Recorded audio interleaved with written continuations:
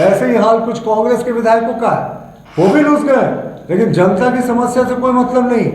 वो रूस से है तो अपने मंत्री नहीं बनने के कारण। ये झारखंड नहीं होके पूरा लाफ्टर चैनल हो गया। किसी विधायक के मुंह से आपने अभी तक ये नहीं सुना होगा कि बजट का पैसा खर्च करने में सरकार को अपनी प्राथमिकता देनी चाहिए। भाजपा ने राज्य सरकार पर कड़ा प्रहार किया है। भाजपा के प्रदेश प्रवक्ता प्रतुल सहदेव ने आज प्रेस वार्ता कर उन्होंने राज्य सरकार पर कई सवाल भी खड़े किए हैं और निशाना भी साधा है। उन्होंने कहा है कि ठगबंधन सरकार जो है पिछड़ा विरोधी सरकार है।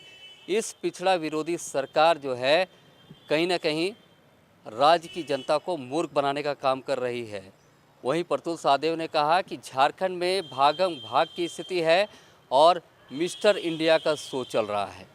तो प्रतुल सहदेव ने अपने प्रेस वार्ता में क्या कुछ कहा है, आइए आपको सुनाते हैं। अभी कुछ जो झारखंड में चल रहा है ना, वो ऐसा लगता है कि झारखंड एक फिल्म थिएटर हो गया है और अलग अलग मूवीज के शोज लगे हुए हैं। अभी कुछ देर पहले तक भागम भाग का लग रहा है शो चल रहा था। कभी माननीय मुख्यमंत्री जी भाग रहे हैं, लापता हो गए। उसके बाद विधायक पहले हैदराबाद भागे, फिर दिल्ली भाग गए, और पता नहीं अब तो कहाँ है वो, शायद कांग्रेस आलाकमान को भी पता नहीं। और भागम भाग का शो हटा तो लगता है मिस्टर इंडिया का शो भी शुरू हो गया था साथ साथ। मुख्यमंत्री जी मुख्यमंत्री रहते हुए 40 घंटे तक गायब हो गए, अदृश्य हो गए थे। राज भगवान के भरोसे था, 3.5 करोड़ जनता भगवान के भरोसे थी। और पिछले 48 घंटे से कांग्रेस के विधायक मिस्टर इंडिया बन गए। उनका भी कोई ठिकाना नहीं, लोग उनसे संपर्क नहीं कर पा रहे। शायद कोई फोन से कभी बातचीत हो जाए तो हो जाए, लेकिन जनता के लिए तो वो अदृश्य है। और मिस्टर इंडिया तो ये सरकारी है। 4 साल तक ये सरकार अदृश्य रही। यहाँ के आदिवासी मूलवासियों के लिए तो इस सरकार ने कोई काम ही नहीं किया। तो पूरे तरीके से इन्होंने झारखंड को एक फिल्म थिएटर का शो बनाकर रखा हुआ है। हमारा मानना है कि कांग्रेस के एमएलए जिस तरीके से भागम भाग का खेल खेल रहे हैं लगातार, अभी तो कई विभागों का बजट का 50% तक खर्च नहीं हुआ।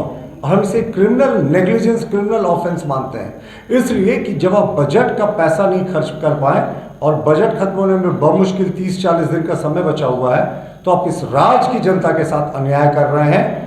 कांग्रेस के विधायकों ने इस मुद्दे पर अपनी बात मुखर नहीं की, लेकिन वो कहते हैं ना कि वो सारे विधायक रूस गए। अब शादी ब्याह में जैसे दूल्हे के फूफा को आपने रूसते हुए देखा होगा ना, तो अक्सर वो खाना खाने से भाग जाते हैं, रूस गए साहब। ऐसे ही हाल कुछ कांग्रेस के विधायकों का है, वो भी रूस गए, लेकिन जनता की समस्या से कोई मतलब नहीं। वो रूस से है तो अपने मंत्री नहीं बनने के कारण। तो ये झारखंड नहीं होके पूरा लाफ्टर चैनल हो गया। किसी विधायक के मुंह से आपने अभी तक ये नहीं सुना होगा कि बजट का पैसा खर्च करने में सरकार को अपनी प्राथमिकता देनी चाहिए। हाँ कि ईडी डरा रही है। साहब, हम तो मानते हैं कि ईडी का डर अच्छा है। ये भ्रष्टाचारियों के मन में जांच एजेंसियों का डर नहीं होगा तो फिर तो वो फेल्ड गवर्नमेंट है। अब आप बात करें कि इनको सोते जागते ईडी नजर आ रहा है, तो आखिर क्यों? अगर इन्होंने कुछ गलत नहीं किया था साहब, तो ये तो डरने की आवश्यकता ही नहीं था। लेकिन जिस तरीके से आपने गलत किया, आपको पता है कि आपके ऊपर 70,000 करोड़ के भ्रष्टाचार का आरोप लगा है। और मैं आपको बता दूं, जैसे इनकी एक के बाद एक कलई खुलती चल रही है ना, तो इनके भ्रष्टाचार के जो पुस्तक है उसके पहले अध्याय का तो पहला पन्ना ही पलटा गया अभी तो पूरी पिक्चर बाकी है। और जहाँ तक ईडी के परफॉर्मेंस के बारे में ये बात करते हैं, तो मुझे लगता है आंकड़े जो हैं वो सबसे ज़्यादा बोलते हैं। इनकी सरकार जब थी यूपीए की केंद्र में, उस समय ईडी एग्जिस्ट करती थी।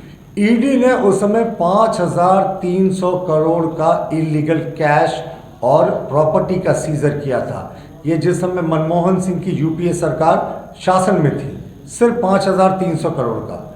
और पिछले 10 वर्षों में, उनके 10 वर्षों की तुलना में हम अपने 10 वर्ष करें, उसमें भी 1-2 महीना बाकी है, तो अब तक जो इलीगल कैश और प्रॉपर्टी का ईडी सीजर कर चुकी है वो 1,25,000 करोड़ है। आप सोचें, उनके शासनकाल से भी हम लोगों ने लगभग 25 गुना ज्यादा सीजर किया। तो ये उनकी करप्शन के प्रति टॉलरेंस और हमारे प्रधानमंत्री जी की करप्शन के प्रति जीरो टॉलरेंस के बीच के नजरिए को स्पष्ट करता है। या कार्मिक विभाग साफ करेगा।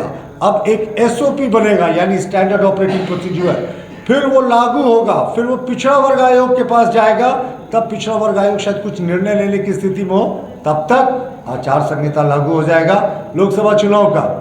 तो ये अंतिम समय में विदाई की वेला में ये सिर्फ पिछड़ों के लिए घड़ियाली आंसू बहा रहे हैं। ये एसटी विरोधी सरकार है, एससी विरोधी सरकार है, ओबीसी विरोधी सरकार है।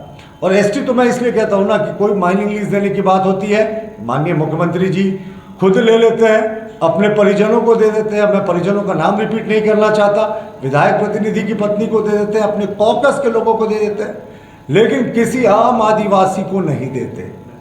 तो ये पूरे तरीके से फेल्ड गवर्नमेंट है। और हमारा मानना है कि जातीय ओबीसी के हम जो उनका उत्थान है उसके लिए पूरे तरीके से समर्पित है, लेकिन सरकार को जवाब देना चाहिए कि इनको 4.25 वर्ष का समय क्यों लग गया जातीय जनगणना का आदेश देने में, वो भी तब जब लोकसभा का आचार संहिता किसी भी समय लग सकता है। और आदेश हुआ, अभी तो मैंने कहा ना एसओपी नहीं बना, फिर ये जाएगा, सर्वे होगा, तो ये इनको पता है, एक इनके पास सिर्फ घड़ियाली आंसू बहाने का जरिया है और कुछ नहीं।